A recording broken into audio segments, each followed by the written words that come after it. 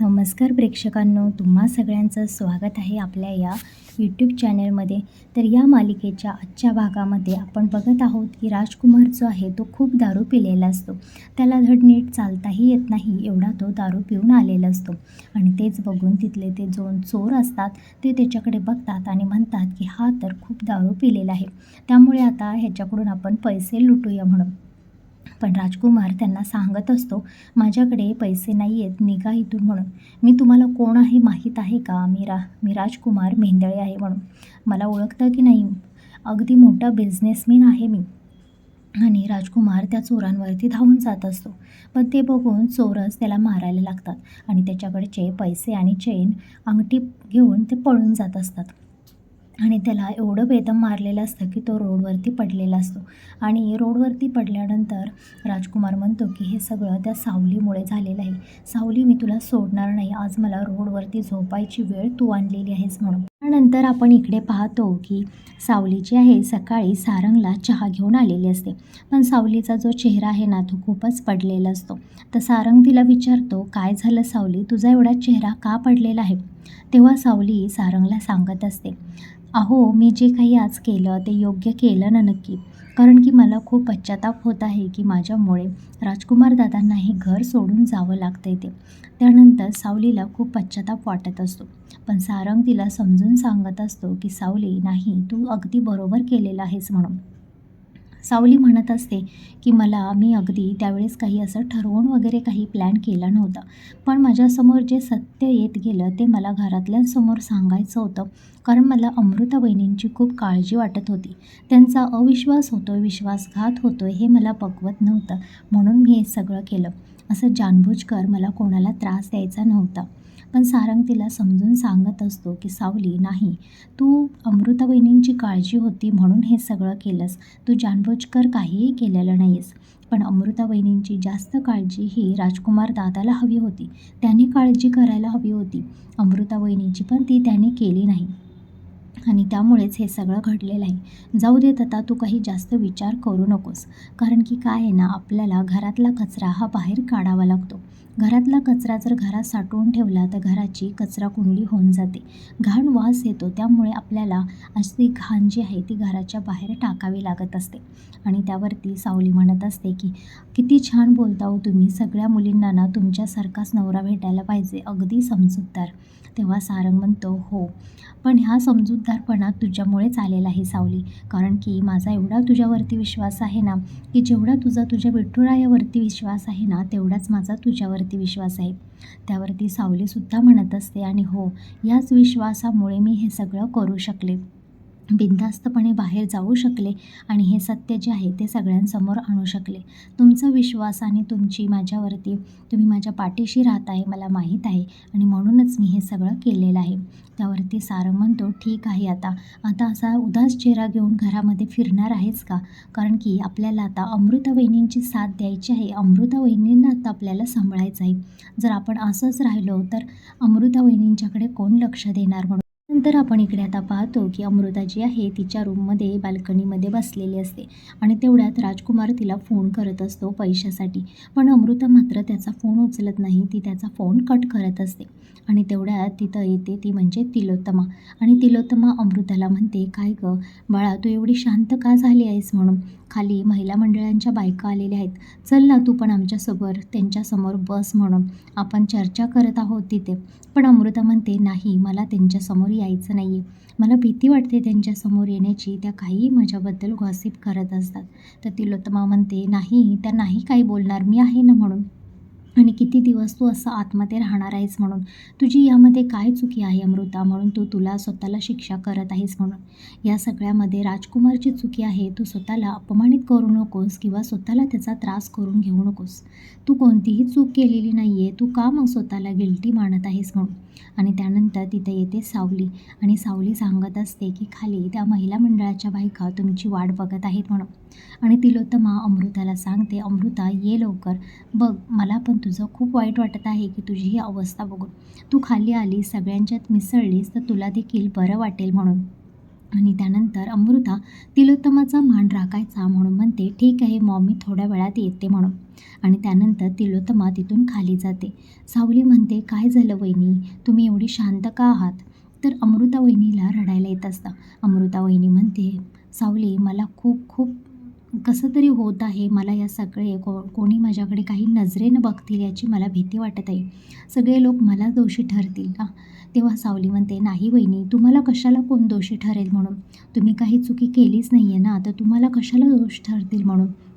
आणि मला सांगा, राजकुमार दादांनी एवढी मोठी चुकी केली आहे, ती क्षमेच्या लायक आहे का चुकी?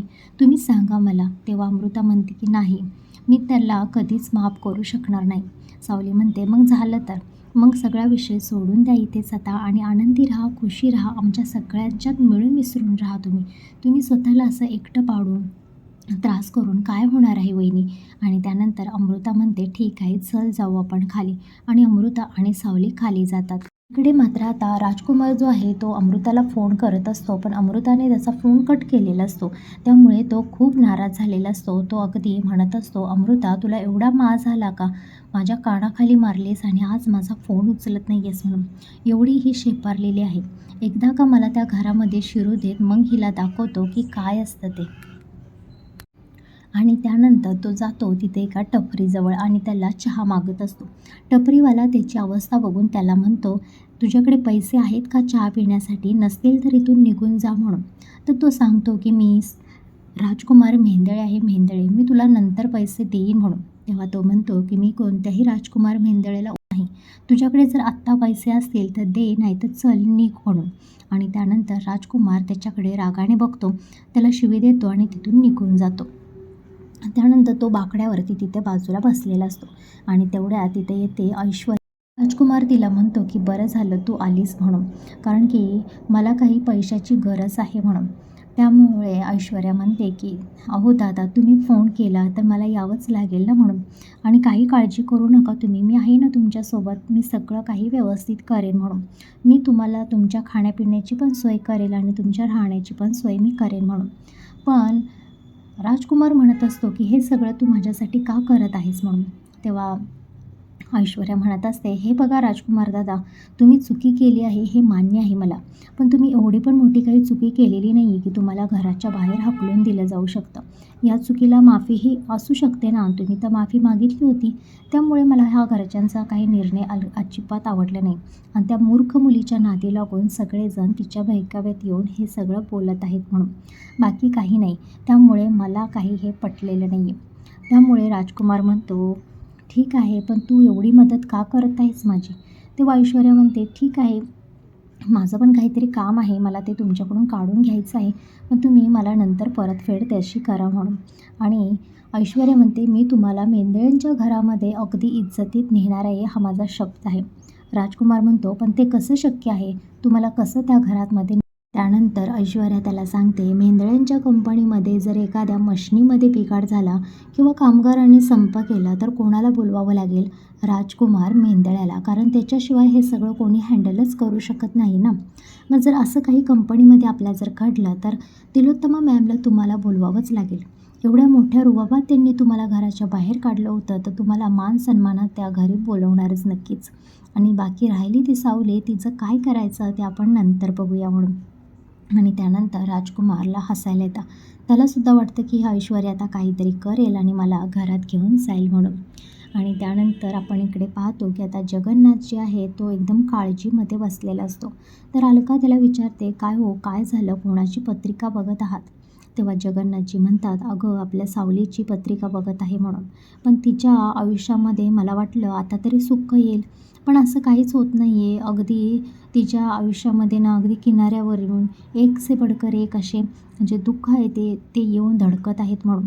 आणि तिच्या जीवनामध्ये आता इथून पुढे तर खूप कठीणाई. तर आपण पाहतो की मेंदळ्यांच्या घरामध्ये त्या महिला मंडळवाल्या बायका आलेल्या असतात आणि त्यांच्या समोरच तिथे येऊन अमृता बसलेली असते, सावली असते, तारा असते. पण त्या महिला मंडळवाल्या ज्या बायका आहेत ते एकमेकींमध्ये कुजबुजायला लागतात आणि बोलतात, बघा हीच ती अमृता, हिनेच तिच्या नवऱ्याला घराच्या बाहेर काढलं आहे म्हणून. आणि तेवढ्यात तिथे येते ती म्हणजे तिलोत्तमा. आणि तिलोत्तमाला बघून त्या बायका एकदम गप्प बसतात. तिलोत्तमा म्हणते, जे काही कुजबुजत आहे ना ते जरा मोठ्यानं कुजबुजा, म्हणजे आम्हालासुद्धा कळू दे की तुम्ही काय बोलत आहात ते. आणि कसं आहे ना, काही ज्या खरोखर ज्या गोष्टी घडलेल्या आहेत ना त्याच तुम्ही ऐका आणि त्याच जाऊन बाहेर सांगा. उगाच काय ना नको त्या गोष्टी ऐकचाल आणि त्याच बाहेर जाऊन गैरसमज निर्माण करचाल. त्यामुळे असं काही करू नका. आणि तिलोत्तमा म्हणते, तुम्ही बोलण्यापेक्षा मी माझ्या स्वतःच्या तोंडाने तुम्हाला सांगत आहे की हो, मी राजकुमारला घराच्या बाहेर काढलेलं आहे आणि ते मी पर्सनली त्याचा हात धरून मी स्वतः त्याला बाहेर काढलेला आहे. कारण की त्याने एवढी मोठी चुकी केलेली आहे, त्याला माझ्याकडे माफी नाही आहे. आणि मी अशा बायकांच्यातली बिलकुल नाही आहे की जी आपला मुलगा कितीही मोठी चुकी केली तरी त्याला सपोर्ट करून त्याला मी मानसन्मान देऊन घरामध्ये बसवेन आणि माझ्या ज्या काही सुना आहेत त्यांना अपमान करत राहीन. मी त्या विचारातली बिलकुल देखील नाही आहे म्हणून. त्यामुळे मी माझ्या घरातून माझ्या मुलाला मी स्वतः माझ्या हाताने बाहेर काढलेलं आहे. आणि ते ऐकून मात्र त्या बायका गप्प बसतात. आणि त्या बायका बोलत असतात की हा तिलोत्तमा, आता आपला यावर्षी मंगळागौरीचा जो कार्यक्रम आहे तो तुझ्या घरी घ्यायचा ठरवणार होतो. त्यामुळे मी तुला विचारायला आले होते. तर तिलोत्तमा म्हणत असते की हो, पण माझ्या दोन्ही मुलांची लग्न कोणत्या परिस्थितीत झाली हे तुम्हाला माहीत आहे ना? आणि त्यावरती मात्र त्या म्हणतात की हो, माहीत आहे. ही तुझी न आवडती सून सावली ही माहीत आहे आम्हाला. आणि हे बोलल्यानंतर मात्र तिलोत्तमा सावलीकडे बघत असते. तर आता बघूया मित्रांनो पुढच्या नेक्स्ट व्हिडिओमध्ये की काय काय आता पुढे घडणार आहे. मेंढ्यांच्या घरामध्ये सावली आता मंगळागौरीचा खेळ कसा खेळणार आहे, ते आता पुढचा जो व्हिडिओ आहे तो अगदी इंटरेस्टिंग होणार आहे. पण त्यापूर्वी आपल्या चॅनेलला सबस्क्राईब केलं नसेल तर सबस्क्राईब करा, व्हिडिओला लाईक करा आणि तुमची कमेंट जी आहे ती कमेंट बॉक्समध्ये नक्की नोंदवा. धन्यवाद.